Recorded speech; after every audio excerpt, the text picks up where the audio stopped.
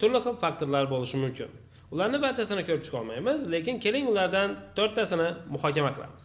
Eng birinchisi bu FOMO, ya'ni Fear of Missing Out. Ushbu tuyg'uda biz biror narsadan, ya'ni ayniqsa ishlab qolishimiz mumkin bo'lgan puldan qolib ketyapmiz deb o'zimizni ishontirganligimiz sababli noto'g'ri qarorlar qabul qilamiz va xavfli joylarda savdoga kiramiz.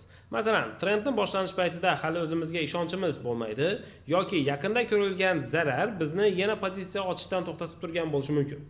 Lekin analizimiz to'g'ri bo'ladi va trend harakatlanib ketadi.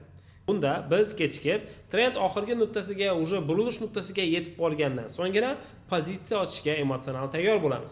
Lekin bu yerda xato qaror bo'ladi.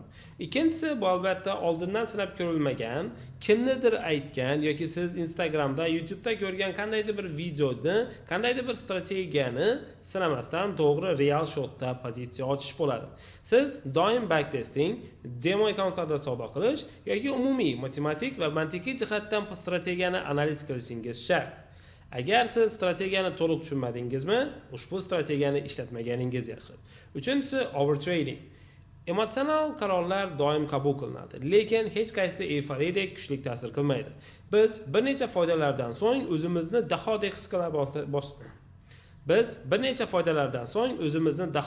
qila boshlaymiz va g'ildirakni yangidan kashf etgan odamdek yanada pozitsiyalarni ochishda davom qilamiz.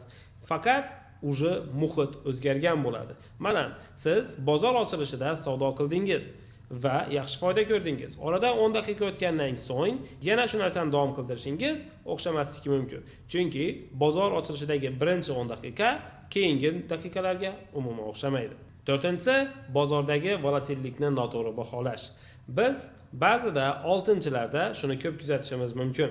Masalan, flat zonada turgan paytda oltin ma'lum bir oralikda $10 oralig'ida masalan harakatlanib turishi mumkin va flat zonani oxirgi support zonasiga kelgan paytda buy va resistance nuqtada kelgan paytda sell orqali savdo qilish sizga ishlayotgan bo'lishi mumkin. Lekin volatillik o'zgarayotgan paytda bu strategiya sizga foyda keltira olmaydi.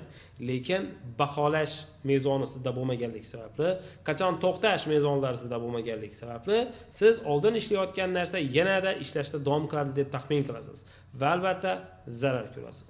Oltinda ushbu holatda eng ko'p zarar ko'radigan strategiyalardan birisi bir paytning o'zida ham buy, ham sell ochish va oltinning kuchli harakatlari ikkala pozitsiyani ham plyusga olib chiqadi deb umid qilish. Bu savdo emas, umid.